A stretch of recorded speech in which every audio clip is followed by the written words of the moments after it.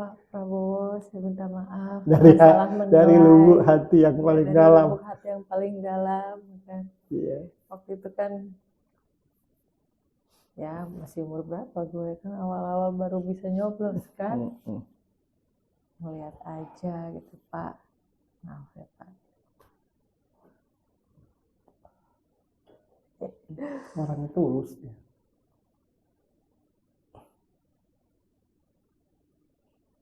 Dan disiplin. Ya pastilah kalau tulus mah. Disiplin, tanggung jawab. Dan satu hal, Pak Prabowo itu pribadi yang tidak gampang menyerah. Terbukti. Dalam hal apapun.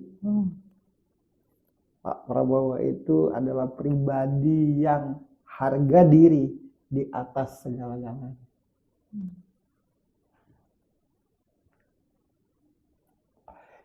Kita bicara tentang negara ya.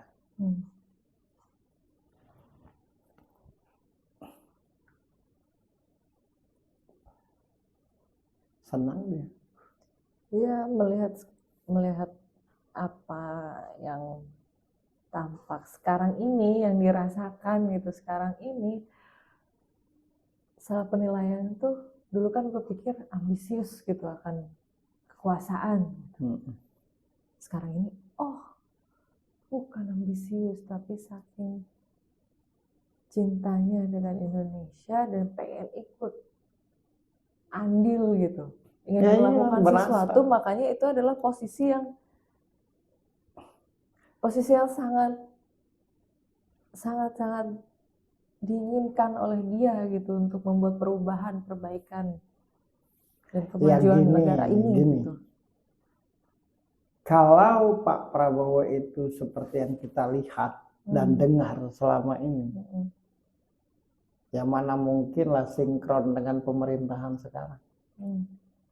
Terlihat sinkron banget, bertanggung jawab banget kan dengan posisinya mah. Ada tuh pidatonya yang aku ini Menteri Pertahanan, Ketua Umum. Polos Pak. Cerdas. Udah pasti. Udah Pak, cerdas. Udah pasti itu. Ya orang tulus mah tidak berbelit-belit.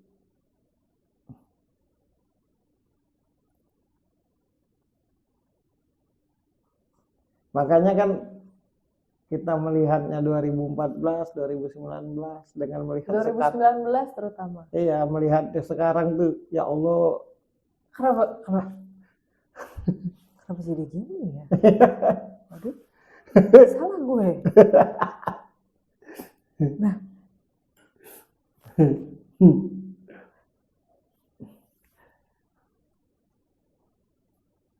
Satu hal kalau aku pribadi, karena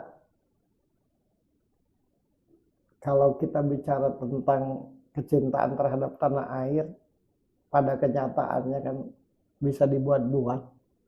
Iya. Biar terlihat cinta tanah air ya. Nah kalau aku pribadi melihat Pak Prabowo ini, emang dia sangat-sangat cinta dengan tanah air Indonesia. Iya. Bener baru tersadarkan. Ini jujur dari hati yang paling dalam. Lo kayak curhat di sini. Iya serius, jujur dari hati yang paling dalam. Ya itu tadi gue bilang puncaknya itu di tahun 2019 gitu. Kayak aduh gitu kan. Nah sekarang menurutku Pak Prabowo tuh terus ini setelah sadar kan baru pikir ya ampun betapa perihnya lah ya melihat sejarahnya dulu gitu kan. Astaga gitu betapa perihnya itu Pak perjuangannya dulu. Menurutku Pak Prabowo itu korban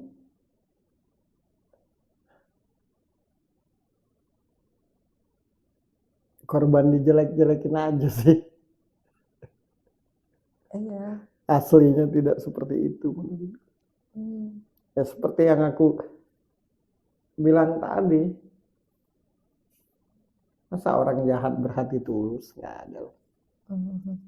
Setiap orang yang tulus pasti baik. Tulus hatinya tuh terhadap Indonesia. Dan itu pernah diucapkan oleh Gus Dur di salah satu acara, aku lupa nama acaranya, tapi di stasiun TV One, dia bilang kalau dari beberapa calon itu, salah satunya ada Prabowo, dan Prabowo adalah orang yang paling tulus untuk negara ini. Itu tahun berapa waktu itu pas Gus Dur masih jadi presiden? Kadang-kadang ya itu tadilah, mayoritas banyak penjilat. Betul. Jadi kadang-kadang yang diperintahkan apa, yang dilaksanakan apa. Dan Tuhan menunjukkan kebenaran itu menurutku saat sekarang. Terbukti adem, menyenangkan banget. Satu lagi nih paling berbeda, gak ada lagi rusuh-rusuh demo kayak dulu kan? Ya memang dia tidak orang-orang aja yang sibuk terhadap dia. Kelihatan orang senang dan tidak di posisinya. Bangga. Ya. Bangga.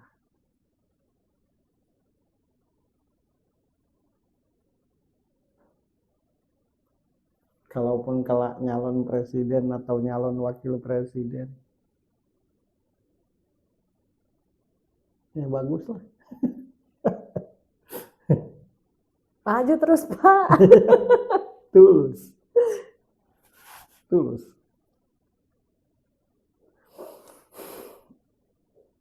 Mungkin banyak orang mengira kan susah membicarakan orang-orang besar di Indonesia. Takut membicarakan orang-orang besar. Bukan susah ya, tapi takut. Lebih ketakut. Tapi kalau aku pribadi, ya yang benar ya benar. Yang tidak ya tidak. Karena kenapa? Ya aku bisa melihat dan merasakan lewat hatiku, lewat batinku. Aku tidak bisa berbohong dengan diriku sendiri. Karena kelak yang mengadili aku adalah Tuhanku. Bukan manusia. Tanggung jawab diberi kemampuan seperti ini, ya tanggung jawabnya kepada Tuhan. Aku tidak mau hilang kemampuanku hanya karena kebohongan. Tidak mau. Yang aku lihat, aku rasakan tentang Pak Prabowo ya orang yang tulus. Itu aja yang bisa kita katakan. Tidak akan mungkin siapapun tidak akan berjiwa besar kalau tidak berhati baik. Tidak akan bisa berjiwa besar kalau tidak berhati baik dan tulus. Berhati baik yang tulus. Yang berbuat baik banyak, berhati baik belum tentu. Yang terlihat berbuat baik banyak, udah gak kehitung.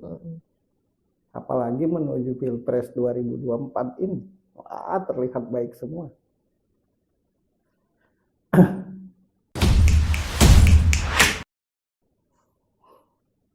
Selama ini berdiam diri aku.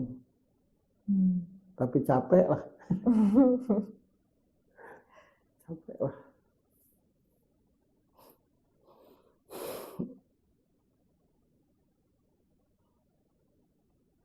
Satu hal yang tidak banyak dimiliki orang yang ada pada diri Pak Prabowo adalah harga diri di atas segala-galanya. Harga diri akan tanggung jawab.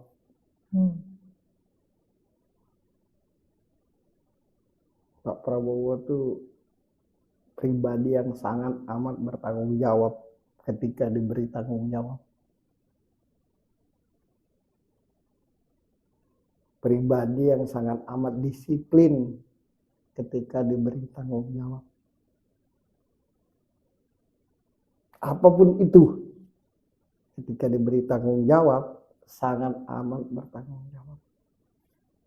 Cocok dia dengan Pak Jokowi itu. Pak Prabowo kan menggebu-gebu, Pak Jokowi kan santai. Cocok. Simbiosis mutualisme. Yang tak paham menyalah-nyalahkan. Banyaklah penilaian. Biarin aja Pak. Orang yang banyak suara, nilai kanan, nilai kiri itu karena ada maunya.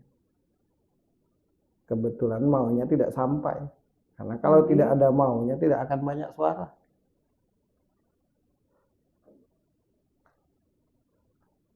Karena maunya nggak sampai jadi banyak tingkah. Iya. Misalkan pasti ada yang berkata, mati-matian kami mendukungmu Pak Prabowo. Tahu-tahu mengambil keputusan untuk jadi menteri. Dianggap tidak komitmen. Orang yang berbicara seperti itu, coba di posisi Pak Prabowo. Sanggup dan berjiwa besar nggak untuk menerima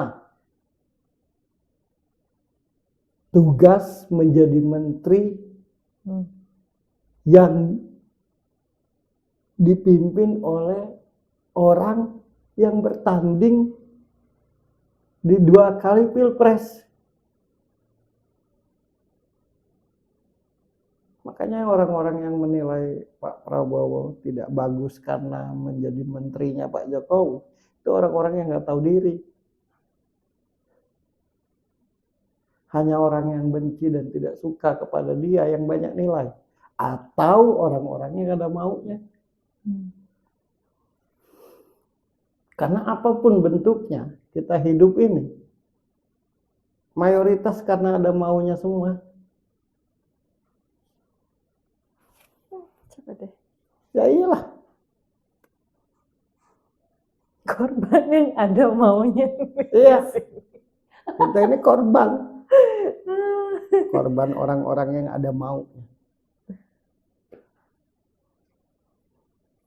Jangankan sesama, kepada Tuhan pun karena ada maunya makanya bertuhan.